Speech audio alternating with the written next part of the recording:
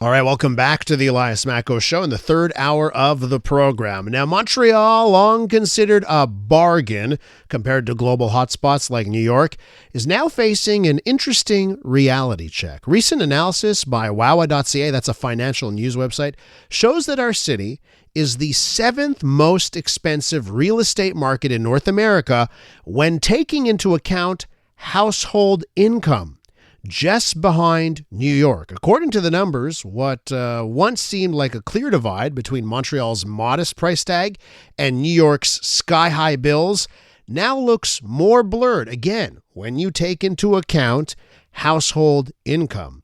Amine Ouazad joins us now, an associate professor in the Department of Applied Economics over at HEC. HEC joins us now on the line. Amine, welcome to the program. Thank you for having me. So, what do you make of these numbers that put Montreal just behind New York on the affordability front? So, I think we've got to be careful here. I think there is a real problem, which is that the growth of house prices has become disconnected from the growth of income, and we can see this through a number of very credible and serious numbers.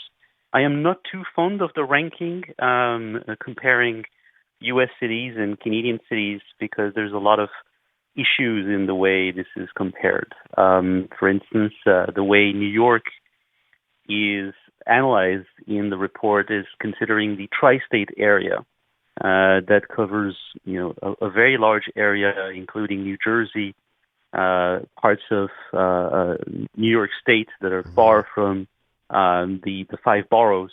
So I'm not keen on the comparison between the U.S. and Canada because I think there's a lot of differences, but I think there's a real problem, which is that income has not grown at the same pace as house prices in Canada, and that's an issue. Well, yes, and as I look at it, so if you look at the list here, right?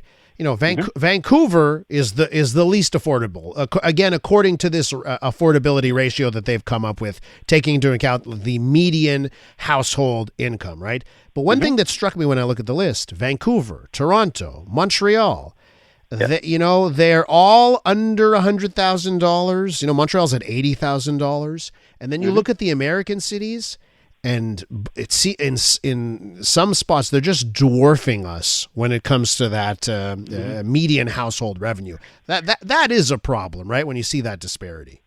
So I think we've got a lot to learn by comparing Canadian cities between each other. So clearly, a major reason why Vancouver is so expensive is that there's so little construction.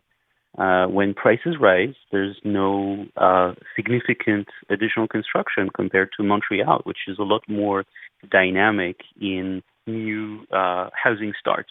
So we're building more in Montreal than in Vancouver, and that's a major reason why Vancouver is so much more expensive than Montreal. That's also true of Toronto. Housing starts in Toronto are actually declining in a world where we need more housing. And I think that's the real concern. Now, I'm not too fond of the American comparison for at least two reasons. One is that the rents as a proportion of house prices are lower in Canada than they are in the U.S. So we've got something called the rental yield that is about 5.5% in Montreal. It's 6.5% in New York. The rents are actually relative to house prices are lower in Montreal than they are in New York. And the other reason is that the cost of credit, mortgage credit, is higher in the U.S. So obviously today's rate cut decision is going to affect that gap. But there can be a gap of 50 basis points to 100 basis points. And so credit is more expensive also in the United States.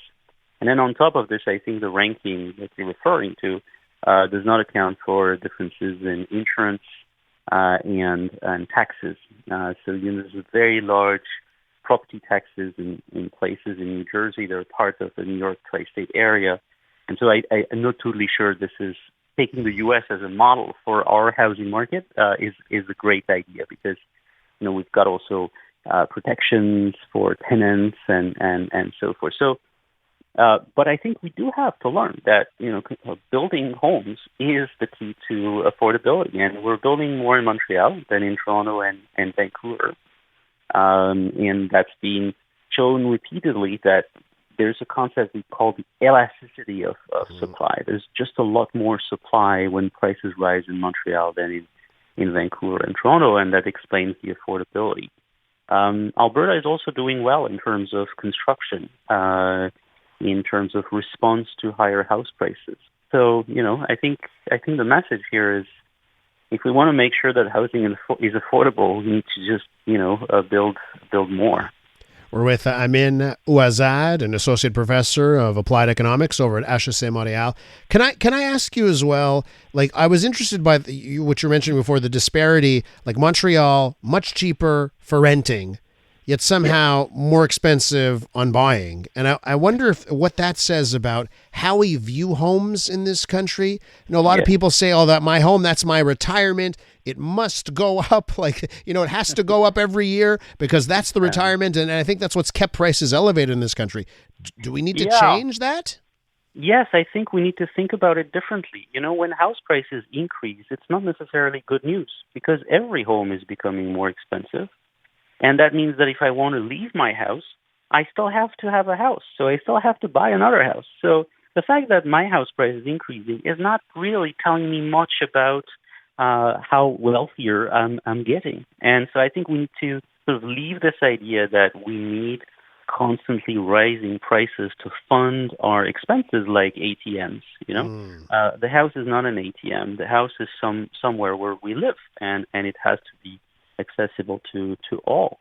And so we face here a trade-off that I think, politically it's challenging to say, okay, we've got to tame this rise in house prices because it's affecting home equity. Home equity is at a very high level right now in Canada, which actually is good news. But it's good news only for people who own. Those who have not gotten into the property ladder are being left out. And that's a problem. Home equity is, upwards of 40%. So that means that, a lot of people have paid a substantial share of their mortgage. Yeah. And so that's creating inequity between those who own already and those who want to own but don't have access to a house.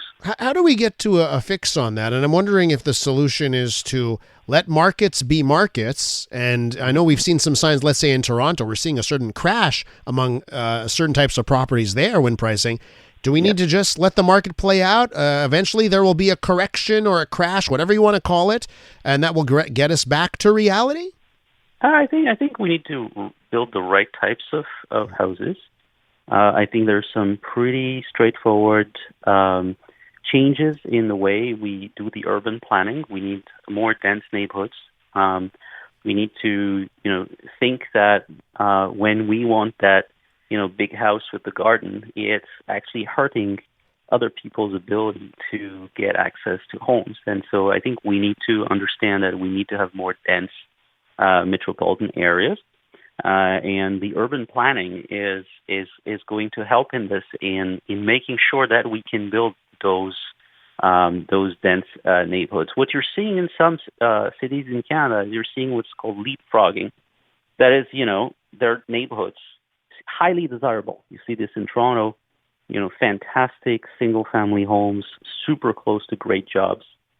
But the issue is the developers have to jump over those single-family homes to then build the dense housing that has access to downtown jobs. And so we've seen this really, I think, disconcerting phenomena where you see that there are vacant single-family homes in Toronto right next to good jobs.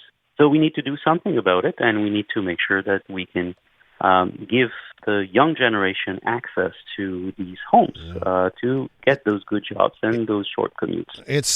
Listen, it's such a really fascinating subject to talk about. And boy, I can hear the people yelling at their radios that their family had the big yard and the garden, and they also feel that they should have it. And boy, it's hard for me to argue against that, right? Because I have those same feelings as well, right?